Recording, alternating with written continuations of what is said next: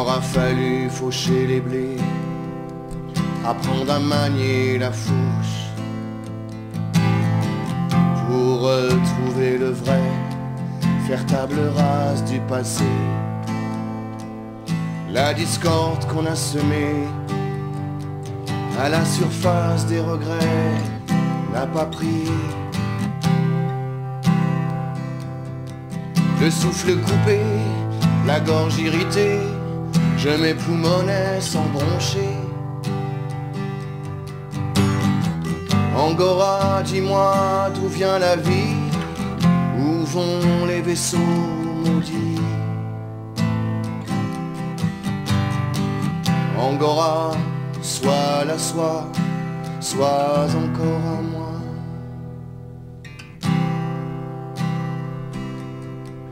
Des pluies acides, des charmes, les sapins. Jean, je suis très contente de te retrouver aujourd'hui pour une nouvelle rencontre avec les fans d'Alain, avec Lizzy, puis avec des chanteurs qui sont venus nous accompagner aujourd'hui, Benoît Absinthe et puis Clément. Voilà, donc on est vraiment très contents d'être tous ensemble et en fait, Jean, je voulais simplement te poser une question. Comment as-tu rencontré Alain ? Enfin, je t'en poserai peut-être encore une ou deux après. La façon la plus banalement professionnelle, je n'étais pas un professionnel, moi je rêvais de faire des chansons, je connaissais personne. J'étais arrivé de ma province à 18 ans, je me voyais déjà. Et donc à un moment, j'avais l'impression que en regardant que les gens viendraient à moi parce que je pensais que j'écrivais merveilleusement bien. Et donc j'étais gamin, j'avais 20 ans et quelques, je les gardais par-devers moi. Et puis un jour on m'a dit non, tu sais, tes chansons personne ne viendra les chercher si tu les montres pas. Et j'ai un ami, le fils de mon mentor André Pop, immense compositeur et chef d'orchestre, qui m'avait un peu pris sous son aile, et j'ai demandé à mon copain Daniel Pop s'il n'avait pas des adresses d'éditeurs qui sont un intermédiaire à me communiquer. Et j'ai envoyé par la poste une dizaine de textes, j'en avais écrit pas mal. J'étais assez sélectif, j'en ai pris une dizaine qui me semblaient tenir la route depuis 7-8 ans que j'écrivais. Et je les envoyais par la poste et j'ai eu des réponses, pas beaucoup, 3-4. J'ai eu plutôt des réponses positives, dont celle des éditions Big Bazar qui avait été montée par Michel Fugain. Et il y avait le directeur artistique Alain Rivet qui m'a d'abord fait entendre une chanson composée par Alain. Je ne savais pas qui était Alain. Donc il m'a convoqué au bureau, il m'a fait écouter des trucs. Je suis tombé par terre sur ce texte. Et il m'a dit, il veut te rencontrer, il m'a expliqué le parcours, et maintenant il veut faire des albums. C'est un garçon qui... une sorte de comeback, même s'il n'était jamais devenu numéro 1. Et puis voilà, donc on s'est rencontrés à la mi-mars, à peu près vers cette période, dans un petit café rue Jean Mermoz, à Paris, qui s'appelle le Jean Mermoz. Je suis passé l'autre jour devant, ça n'a pas changé. Ça n'a pas changé. Je crois que c'est la même table. J'ai retrouvé la table où on s'était vu en formica, marron foncé. Le troquet a échappé à la réfection. Et il faudra d'ailleurs un jour que j'aille y prendre un café puis que j'en parle au patron et prendre quelques photos. Donc la table est là et on était tous les trois et puis après c'était le... Voilà. Voilà. Pourquoi tu dis que tu es tombé par terre par rapport à ce texte ? Parce que pour moi, c'est plutôt dans la lenteur. Quand moi-même je compose, j'ai plutôt tendance à faire des balades et tout à coup c'était devenu ce texte que j'imaginais en balade assez lente, était devenu une espèce de rock très tendu. Alain n'a jamais chanté, il s'est souvent posé la question, il aimait beaucoup cette chanson, je crois. Peut-être parce que musicalement, il était encore dans sa façon de composer un peu avant sa période. C'était un peu une période de transition, il montait très haut dans les aigus. Elle était assez envoyée et après il a complètement gommé cet aspect-là et du coup ça ne correspondait plus vraiment musicalement. Jean, tu m'as raconté beaucoup d'anecdotes à propos de ta relation avec Alain. Est-ce que tu pourrais m'en raconter encore une? Il y en aurait tellement, c'est toute une vie. Ça serait toute une vie. Je dirais quelque chose qui reflète peut-être votre complicité, enfin... Oui, quelque chose d'assez perso.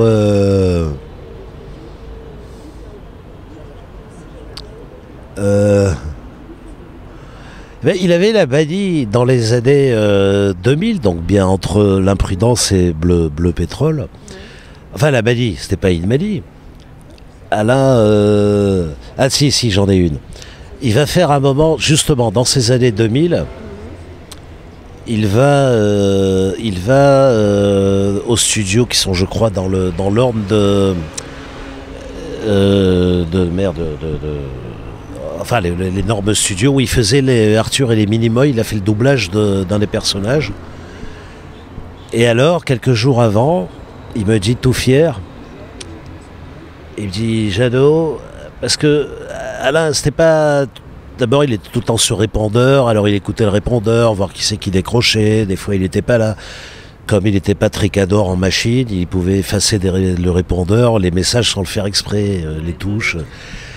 Et un jour, tout fier, il me dit, Jeannot, ça doit passer tardivement, vers 2006-2007, il me dit, ça y est, j'ai un portable.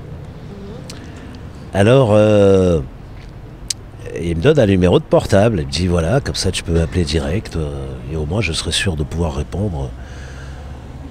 Et c'est drôle parce que tout le monde avait déjà des portables, mais lui tout à coup il en avait un, enfin il arrivait un peu avec du retard. Et puis j'essaye de le joindre sur ce portable une semaine ou 15 jours après, et pas de réponse, le truc ça se barre dans le vide, c'est même pas une messagerie quoi.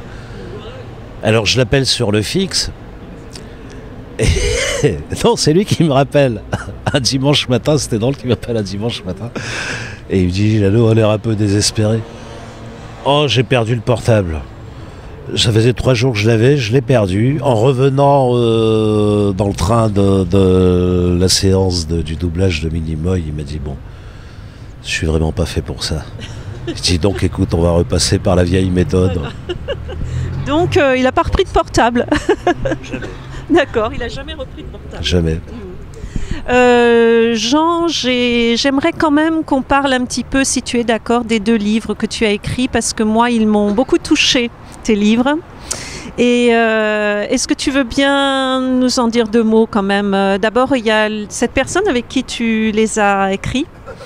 Et voilà, moi ils m'ont vraiment touchée. Tu as une écriture très belle et c'est tellement un reflet d'une aventure humaine incroyable quand même. Voilà, c'est aussi ton histoire, enfin l'histoire de tes aïeux. Oui, tout à fait. Oui, tu parles du 13e convoi et du 113e été qui sont sur notre village d'origine de ma mère en Algérie, coécrit avec Jacques Roseau, qui est mort tragiquement. Alors le livre, bon écoute, merci, et tu en as très bien parlé. Oui, je crois qu'un homme doit avoir ses racines et être dedans quand tu veux écrire, et je pense que si tu veux écrire des choses un peu profondes, tu ne peux pas occulter, ça paraît contradictoire tout à coup d'être devenu une espèce d'auteur branché, puis en même temps de revendiquer ses racines anciennes et tellement... conspué, parce que ça parle évidemment d'une période coloniale, mais qui n'avait pas que les choses, enfin tout le monde n'en a vu que d'un côté. Mais ce qui est étrange, c'est que ça s'est fait en même temps. C'est-à-dire tout à coup, ma vie où il ne s'était pas passé grand-chose jusque-là, elle s'est déclenchée à partir de la sortie de ce livre. C'est très important parce que je pense que j'aurais peut-être pas collaboré avec Alain sans le livre. Le livre m'a mûri, m'a presque guéri c'était une espèce de psychothérapie personnelle. Il m'a guéri de mes fantômes nostalgiques liés à l'enfance, au paradis perdu. Et il m'a surtout donné confiance en moi. Je me suis dit, la chanson ça va, mais bon, je suis capable d'écrire un roman de 400 pages. Donc je suis pas si branque que je le pensais. Et à partir de cette confiance, mon écriture de la chanson a changé, je l'ai fait comme un barreau d'honneur, c'est extrêmement lié. Et alors donc l'histoire se suit, donc on fait Novice à cette période, en plus c'est étalé sur 2 livres, on fait Joséphine, et on rafle une partie des victoires, enfin bref c'est le triomphe, Alain c'est le comeback, c'est le bonheur total. Et le 5 mars 93, mon ami est assassiné, Jacques Roseau est assassiné dans la rue à Montpellier. Et il y a une espèce d'étrangeté du destin, c'est-à-dire tout à coup il y a quelque chose qui marche, mon vieux rêve, j'ai déjà 42 ans, 93, mon rêve de faire des chansons, j'en ai toujours faites, mais des chansons qui soient reconnues et qui plaisent au public se concrétisent grâce à Alain. Et à côté de ça, tout ce pan de vie que j'ai eu avec ces 2 romans s'écroule d'une façon monstrueuse et horrible, extrêmement médiatisée à l'époque. Enfin, tout le monde en a parlé. L'assassinat politique en pleine rue, c'est quelque chose d'hallucinant. Et cette conjonction était très, très étrange et très douloureuse. Parce que tout le monde me disait, bon bah super, t'es content, enfin alors les vieux potes, bah on t'a fait un tube, et puis c'était Osée Joséphine, c'était pas en plus, c'était faire un tube, ça va, on fait une chanson qui est reconnue par tout le monde, mais c'est lié en même temps à cette terrible douleur, et c'est la vie, c'est l'étrangeté de la vie. Qu'est-ce que... Bon, on vit des périodes très difficiles hein, en ce moment, enfin depuis un certain temps. Qu'est-ce que tu aimerais passer, toi, comme message aux jeunes ? Je sais que tu as un fils, hein, je le connais, voilà. Et je sais que bon, peut-être ce que tu as de mieux à lui donner, c'est peut-être tes livres, justement. C'est ce que je pensais l'autre jour quand je les regardais. Mais est-ce que tu auras un message à passer ? Sur ce sujet précis, des événements plutôt actuels ? Oui. Bah, et puis qui sont en lien avec tout le reste. Oui, mais nous...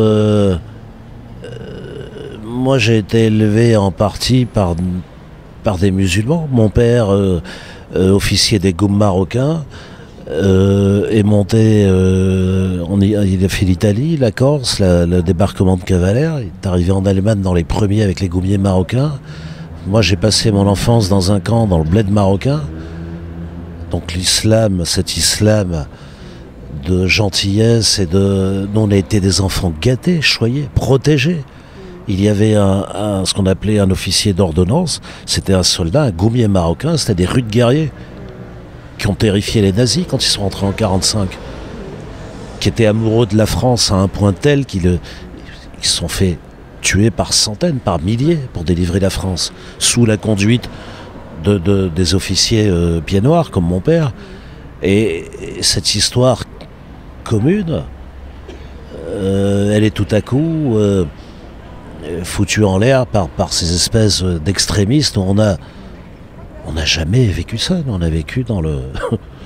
Moi, la première fois que je suis allé à l'école, c'était pas vraiment aller à l'école, j'étais gamin, j'étais dans le bled à Camp Christian, devenu S-Zéliga, dans l'Atlas marocain. C'était un camp militaire, et dans le camp, l'armée en temps de paix, elle avait à faire que du social, quelque part. Il y avait une école, c'était une école coranique, les cours étaient en arabe.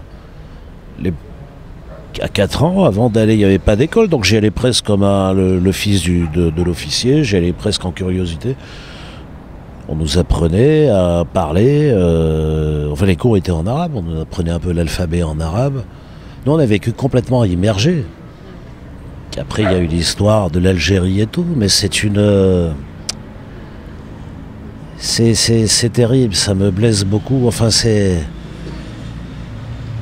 En tant que pied noir et doublement du Maroc, d'Algérie, en plus j'ai une grand-mère libanaise, j'ai évidemment de l'arabité, et j'en suis fier, hein, moi. Et tout à coup, que ça se déchire comme ça en violence, c'est terrifiant. Non, on peut avoir de l'arabité, et tout à coup on peut aussi accepter d'être en France avec les valeurs, les choses, mais à partir du moment où on veut prendre pied sur ce pays qui est chrétien depuis l'Empire romain, ça paraît plus délicat. Et depuis la conversion de Clovis, là il y a un petit souci. Mais donc j'espère que tout ça va être calme, et que c'est la voie de la modération qui va l'emporter. Et puis, bon, il faut voir, je ne peux pas être d'un optimisme. C'est peut-être ce qui vous rapprochait aussi avec Alain dans une certaine mesure. Alain est né au lendemain de la Seconde Guerre mondiale. Il a vécu en Alsace, donc c'était pas évident. Hein. Il était de langue alsacienne, lui. Hein. Il a été élevé en alsacien et il a été élevé aussi en allemand puisque notre grand-mère était allemande. Et puis en français à l'école. Et il a baigné dans des cultures très différentes les unes des autres. Et au lendemain d'une guerre qui a été dévastatrice, je pense que peut-être il y a un lien entre vous à partir de là. Oui, on a ce lien commun d'être peut-être des enfants de la guerre. Comme tu dis, en Alsace, c'est évidemment les premiers à subir le pendant et l'après, et la destruction et tout ça. Moi, en tant que fils de quelqu'un qui avait fait la guerre, j'ai l'impression que la guerre, elle a duré que jusque dans les années 60. Dans les années 50, quand on était gamin, à table, il n'y avait pas un mot sans que l'histoire de la guerre revienne. Et c'était les souvenirs de guerre. Et puis, il y a effectivement, c'est un parallèle qui est très intéressant. Mon père est rentré à Strasbourg, c'est l'un des premiers à avoir franchi le Rhin avec ses goumiers marocains. 25 goumes marocains, premier tabord marocain, je le rappelle toujours parce que nos contemporains sont très ignares de ce fait. Et mon père a été blessé en traversant le Rhin. Et évidemment que tout ça, c'est des histoires, on est de la même génération. Ce qui nous a rapprochés aussi, c'est la paternité attribuée du père Kabyle d'Alain. Alain m'a dit un jour en riant, il m'a dit, bon, écoute, finalement, on est originaire du même pays, ça doit être pour ça qu'on s'entend bien. Mais l'histoire de... Oui, on en parlait. La grande différence, c'est que il me parlait quand on s'est connus, après il insistait pas, il m'a parlé d'une enfance un peu... Allez, un peu Cosette.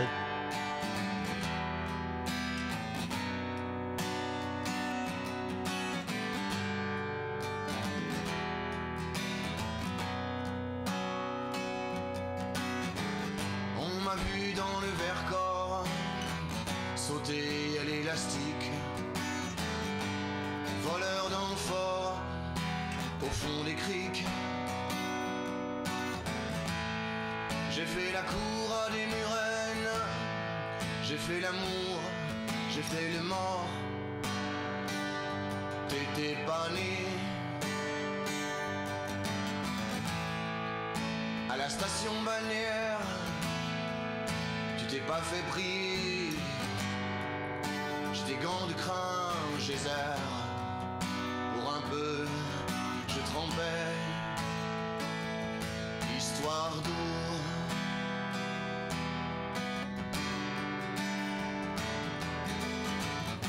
La nuit je mens, je prends des trains à travers la plaine.